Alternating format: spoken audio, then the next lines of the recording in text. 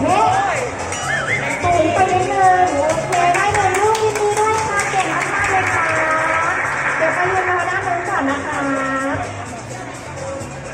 โอเคท่านที่สองค่ะเชิญ